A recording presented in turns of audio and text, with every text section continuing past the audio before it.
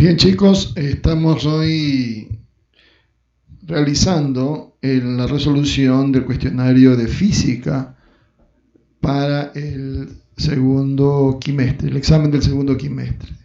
El primer tema nos dice termometría, realizar la siguiente conversión de unidades de temperatura, convertir 114 grados Celsius a Fahrenheit y 432 grados Fahrenheit a Celsius. Y nos dan ya la fórmula, ¿no? Bien, entonces tenemos aquí para convertir grados Celsius a Fahrenheit, tenemos esta fórmula, grados Celsius por 180 dividido por 100 más 32. Aquí debemos tener cuidado porque aquí tenemos que hacer primero la división, luego la multiplicación y por último la suma. En el otro lado tenemos, en la otra fórmula, tenemos cómo transformar los grados Fahrenheit a Celsius, ¿sí? Entonces tenemos que esto es igual a los grados Fahrenheit menos 32. O sea, tenemos que hacer esta resta primero y luego eso multiplicarlo por la división que hay o el cociente entre 5 sobre 9 o 5 novenos. Bien, entonces vamos a realizar ambos ejercicios.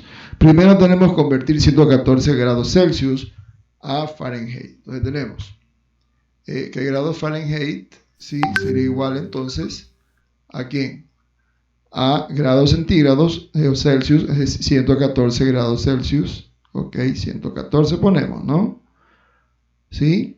Por, y aquí hacemos la división de 180 para 100 es 1,80, nos quedaría 1,80, ¿listo? Y esto, ¿no? Vamos a ponerlo en paréntesis para delimitarlo correctamente y eso lo sumamos más 32. ¿Ok? Bien, entonces vamos a hacer la operación indicada. Entonces tenemos que grados Fahrenheit sería igual, entonces, primero hacemos la resta de 114, la multiplicación de 114 por 1,80. Y eso nos da 205,20. 205,20. ¿Listo? Bien, más, y luego eso lo sumamos más 32. Entonces, en el total entonces nos daría 237,20. 237,20. Entonces sería 237,20 grados Fahrenheit. ¿Ok? Entonces 114 grados Celsius corresponden a 237,20 grados Fahrenheit. Listo, ya tenemos este primer resultado. Vamos con el siguiente. El siguiente tenemos que hacer al revés. Ahora vamos a transformar 432 grados Fahrenheit a Celsius. Y entonces ponemos grados Celsius, sería igual entonces a ¿cuánto? Según la ecuación, dice que tenemos que colocar el valor de grados Celsius, de grados Fahrenheit, en este caso 432, ¿sí? 432, ¿sí? Menos 32. Y eso lo multiplicamos por el producto, digamos el cociente de 5 sobre 9 o 5 novenos. 5 dividido por 9, esto igual a 0,56. Redondeando a dos cifras decimales. ¿Sí? Bien, entonces tenemos que primero realizar, ¿qué cosa? La resta. 432 menos 32 es 400. Y eso luego lo multiplicamos por, ¿sí? 0,56. Bien, entonces ya tenemos ahí en ese momento el resultado de grados Celsius o grados centígrados. Entonces multiplicamos por 400 por 0,56. Eso nos da igual a 222,22.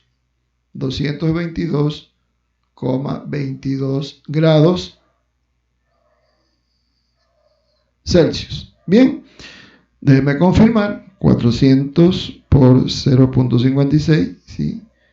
Bien, nos da 224. Bien, entonces vamos a corregir aquí, porque redondeamos, ¿no? Entonces aquí nos quedaría 224 grados, ¿sí? Grados Celsius. Entonces ya tenemos transformados los dos las dos medidas de temperatura, Celsius a Fahrenheit y Fahrenheit a Celsius. En el primero nos da 237,20 y en el segundo caso 224. Listo, esta sería la primera pregunta. Bien, ahora vamos a hacer la segunda pregunta. Dice el tema equilibrio térmico. Una barra de cobre de 15 grados centígrados tiene una longitud de 80 centímetros. Calcule la longitud que tendría si se calienta hasta 90 grados centígrados. Entonces, el coeficiente de dilatación lineal del cobre I igual a 1.7 por 10 a la menos 5 grados Celsius a la menos 1. ¿Ok? Bien, lo primero que vamos a hacer es colocar los datos. Y aquí tenemos que nos dan la longitud inicial, que es de 80 centímetros. ¿Sí? Nos dan también las temperaturas, ¿sí? De 15 grados y también la de 90 grados Celsius. ¿Sí? Nos dan el coeficiente de dilatación del cobre, ¿sí? Que es I igual a 1.7 por 10 a la menos 5 grados Celsius a la menos 1. Entonces tenemos que encontrar, ¿qué cosa? La variación de temperatura, y tenemos que encontrar la longitud final una vez calentada la barra de cobre, ¿sí? Entonces tenemos aquí que encontrar la variación de temperatura, que sería 90 menos 15, o sea, los 90 grados hasta donde se calienta y los 15 grados iniciales. Entonces nos da esto un valor de 90 menos 15, 75 grados Celsius. Bien, esa sería entonces nuestra variación de temperatura, delta T, 75 grados Celsius. ¿Ok? Bien, luego debemos calcular entonces tenemos que calcular la longitud final, para lo cual tenemos la fórmula I inicial, es decir, la longitud inicial por 1 más lambda, es decir, el coeficiente de dilatación del este caso el cobre, por la variación de temperatura delta T. Entonces tenemos que entonces encontrar, reemplazar ahora sí los datos en la fórmula, ¿sí? Vamos a ir reemplazando los datos en la fórmula, ya que tenemos todos los datos necesarios. Bueno, tenemos primero la longitud inicial, que es 80 centímetros, ¿no? 80 centímetros, y esto multiplica con 1, ¿sí? Más, ¿sí? La lambda, es decir, la coeficiente de dilatación del cobre, que es 1.7 por 10 a la menos 5, ¿sí? Por 10 a la menos 5 grados Celsius a la menos 1. 10 a la menos 5 grados Celsius a la menos 1. ¿Listo? Bien, aquí tenemos que tener muy en cuenta, ¿sí? Que debemos primero que hacer, tenemos que primero y esto también multiplica con la variación de temperatura delta T, que sería 75 grados Celsius. 75 grados Celsius. Como les decía, aquí debemos tener en cuenta, ¿sí? ¿Qué es lo que vamos a hacer primero? Primero tenemos que hacer es la multiplicación de los dos coeficientes, ¿sí? Que están dentro del paréntesis, es decir, el 1.7, ¿sí? Por el 75. Ya resolvemos eso y luego lo sumamos más 1, ¿no? Una vez sumado eso más 1, lo multiplicamos por los 80 centímetros de la longitud inicial. Entonces tenemos 80 centímetros, ¿sí? Que multiplica con 1 más, y aquí tenemos que hacer la operación, multiplicamos 1.7 por 75 y eso nos da 1.7 por 75, nos da, ¿sí? 127.5, ¿ya? Y eso quedaría 127.5 por 10 a la menos 5, ¿no? Y las unidades de medida, los grados Celsius a la menos 1, se eliminarían con el grado Celsius y caerían solamente en centímetros, que es medida de longitud. Recuerda que la medida de longitud puede ser en centímetros, metros o milímetros. Bien, ahora una vez que tenemos eso, vamos a proceder a la suma. Primero la suma de esto, pero tenemos que resolver el 1.27.5 por 10 a la menos 5, expresarlo en términos en números decimal. ¿Sí? Vamos a tener que hacer eso. Entonces tenemos 80 centímetros, ¿sí? 80 centímetros por 1, ¿sí? 1 más, y aquí vamos a hacer la operación. ¿Qué hacemos? Recorremos 5 lugares hacia la izquierda, la coma, que está ubicada después del 7, la vamos a recorrer 5 lugares hacia la izquierda. ¿Por qué? Porque el exponente es negativo. Entonces ponemos los 127, 5 y empezamos a contar. 1, 2, 3, ¿sí? 4 y 5. Aquí estaría la coma, entonces esa sería la coma que va ahí, 0,001275. Eso es lo que nos queda. Entonces vamos ahora a sumar, ¿sí? 1, ¿sí? Recuerde que la coma recorrió los lugares, 5 lugares, 1, 2, 3, 4 y 5. Entonces sumamos eso más 1 y lo multiplicamos después por los 80 centímetros, ¿ok? Bien, entonces, ¿qué tenemos aquí? Bien, veamos, tenemos 80 centímetros y aquí tenemos por 1,001275. 1,001275, ¿ok? Bien, aquí tengo que corregir este 7, está saliendo un poquito feo. Bueno, ahí lo corregimos, ¿ya? Entonces tenemos ahora sí 1,001275. Y al multiplicar 80 por 1,001275, ¿qué nos da? 80 por 1,001275 nos da 80,102. 80,102. Bien, 80,102 centímetros. Y esa sería la respuesta. Nótese lo siguiente, que no ha sido muy grande la dilatación. Esa sería la longitud final. No ha sido muy alta la dilatación. Eso es debido a que el cobre es un material muy resistente y su coeficiente de dilatación es muy alto.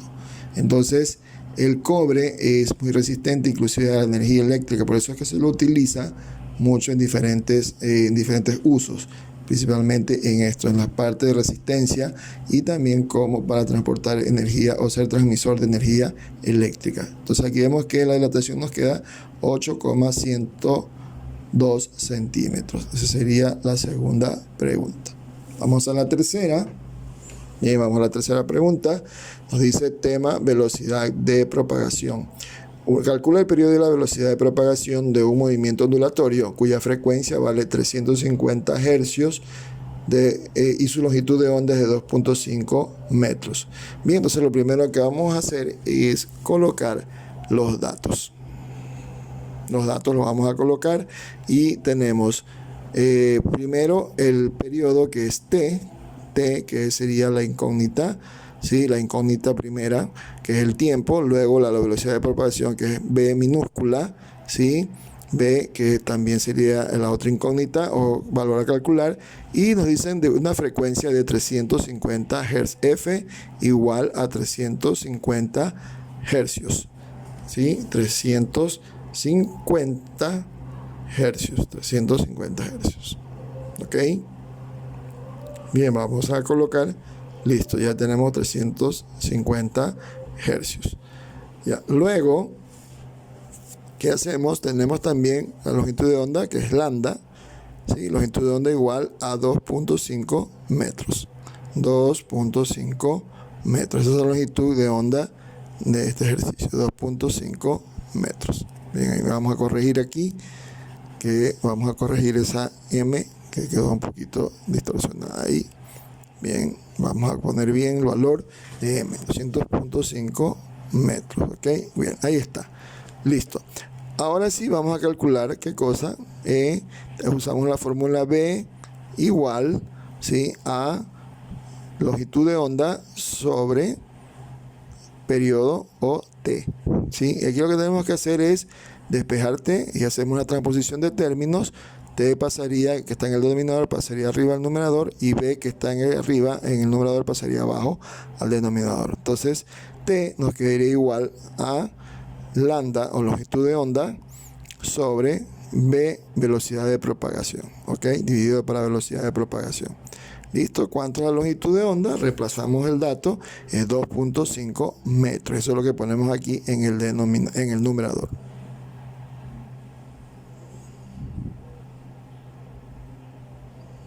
.5 metros, pero aquí nos damos cuenta que la velocidad todavía no la tenemos, entonces lo vamos a dejar expresado nomás hasta ahí, ¿ya? Y la velocidad entonces la vamos a calcular con la fórmula siguiente. Nos dice que velocidad es igual a longitud de onda por frecuencia. Entonces ponemos longitud de onda por frecuencia, lambda por f. ¿Listo? Entonces la velocidad nos quedaría igual a longitud de onda, que es 2.5 metros, 2.5 metros, ¿sí? Por la frecuencia, que es 350 hercios, o también lo podemos, 350 hercios también lo podemos reemplazar como segundo a la menos 1. Directamente lo ponemos segundo a la menos 1. Perfecto. Entonces tenemos 2.5 por 350, que serían los coeficientes que tenemos que multiplicar. Entonces hacemos 2.5 por 350, eso nos da un total de 875 ¿qué? Metros. Veamos las 875, veamos las unidades de medida, metros sobre segundo, porque el segundo a la menos 1 pasaría debajo y quedaría sobre segundos. Entonces tenemos que la velocidad es 875 metros sobre segundo.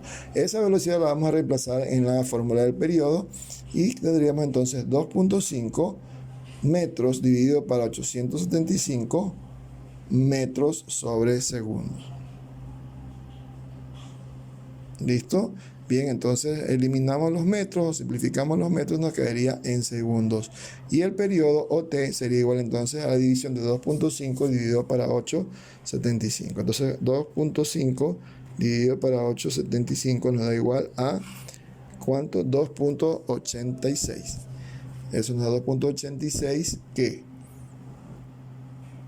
por 10 a la menos 3 por 10 a la menos 3 segundos, ¿sí? 10 a la menos 3 segundos. Ese sería entonces el periodo de 2.86 por 10 a la menos 3 segundos. O sea, calculamos la velocidad y también el periodo, ¿sí? Ese sería entonces la respuesta de este tercer tema. ¿Listo? Entonces ya tenemos el periodo y tenemos la velocidad de propagación, ¿ok? Dividiendo 2.5 para 875 nos da 2.86 por 10 a la menos 3 segundos. Bien, esta sería la respuesta del tercer ejercicio. ¿Ok? Ahora vamos a realizar el último tema, que es el punto 4, efecto Doppler.